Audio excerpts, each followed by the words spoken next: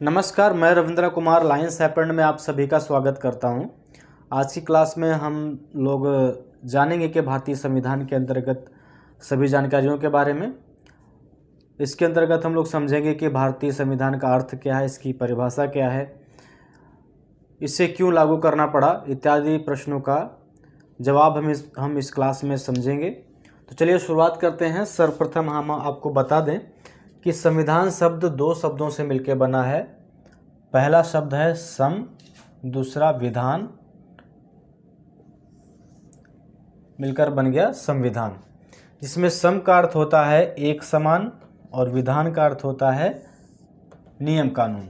तो अर्थ स्पष्ट है कि वे नियम कानून जो किसी देश के प्रत्येक नागरिक पर समान रूप से लागू होते हैं उसे संविधान कहते हैं। ठीक है, यानी ऐसे नियम कानून जो किसी देश के हर एक नागरिक पर एक समान लागू होते हैं उसे संविधान कहते हैं। ये इसका अर्थ हो गया। अब बात करते हैं इसकी परिभाषा क्या है। परिभाषा है वह दस्तावेज, ध्यान दीजिएगा, दस्तावेज क्या होता है? लिखित रूप में एक किताब कह सकते हैं। लिखित रूप में वह किताब जो किसी देश की शासन व्यवस्था को चलाती है। जो संविधान है यह एक लिखित दस्तावेज है, यानी लिखित रूप में एक किताब है जो पूरे देश की शासन व्यवस्था को चलाती है। अब बात आती है कि भारतीय संविधान क्यों बनाया गया, यानी इसको बनाने की आवश्यकता क्यों पड़ी। तो आपको बताना चाहेंगे कि भारत देश वर्ष 1947 से पहले अंग्रेज़ों का गुलाम था।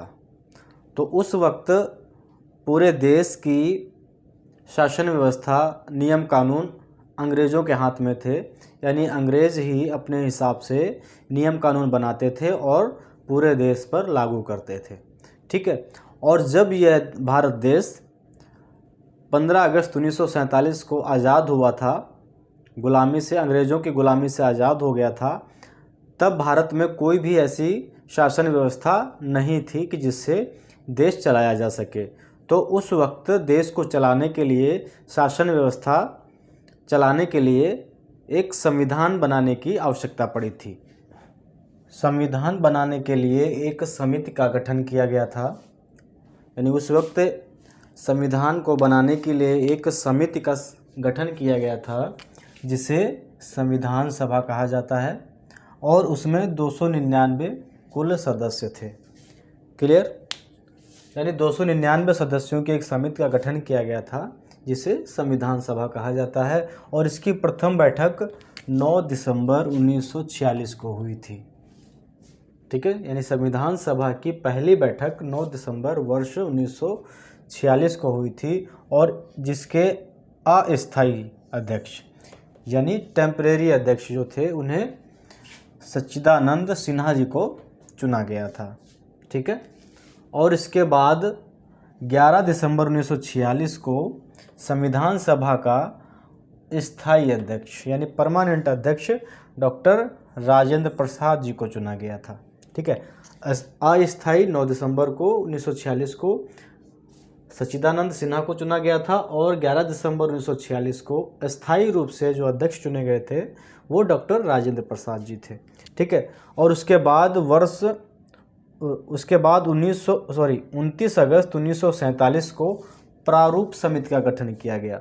प्रारूप समिति का गठन का मतलब एक फॉर्मेट, यानी संविधान का फॉर्मेट कैसा रहेगा, उस समिति का गठन किया गया था, जिसके अध्यक्ष डॉक्टर भीमराव अंबेडकर जी थे।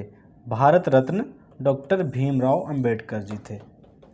अब हम लोग बात करने वाले हैं भारतीय संविधान के निर्माता या शिल्पकार किसे कहते हैं। तो बताना चाहेंगे कि भारतीय संविधान को बनाने के लिए, यानी इसको निर्मित करने के लिए सबसे ज़्यादा अहम योगदान डॉक्टर भीमराव अंबेडकर जी का था। इसलिए इन्हें भारतीय संविधान के निर्माता या शिल्पकार कहा जाता है। ठीक है, भारतीय संविधान में सबसे ज़्यादा बनाने में सबसे ज़्यादा अहम भूमिका डॉक्टर भीमराव अंबेडकर जी की थी, इसलिए इन्हें भारतीय संविधान के निर्माता या शिल्पकार कहा जाता है। ठीक है, भीमराव अंबेडकर जी। अब बात आती है भारतीय संविधान को लिखने में कितना समय लगा था। तो इसका जवाब जो है वो है 2 वर्ष 11 माह 18 दिन, यानी 2 वर्ष 11 महीने 18 दिन भारतीय संविधान को लिखने में समय लगा था। और 26 नवंबर वर्ष 1949 को भारतीय सभा में, यानी 26 नवंबर वर्ष 1949 को भारतीय सभा से संविधान की स्वीकृत की गई थी। ठीक है, यानी भारत की जो संविधान सभा थी उसने 26 नवंबर वर्ष 1949 को इस संविधान को स्वीकार किया था। ठीक है, तब से प्रत्येक वर्ष 26 नवंबर को संविधान दिवस के रूप में मनाया जाता है। उसके बाद 26 जनवरी 1950 को यह संविधान पूर्ण रूप से देश में लागू हो गया था। तब से प्रत्येक 26 जनवरी को गणतंत्र दिवस के रूप में मनाया जाता है। मुझे आशा है कि आप सभी को संविधान से संबंधित जो जानकारी दी गई है अच्छे से समझ में आ गई हो।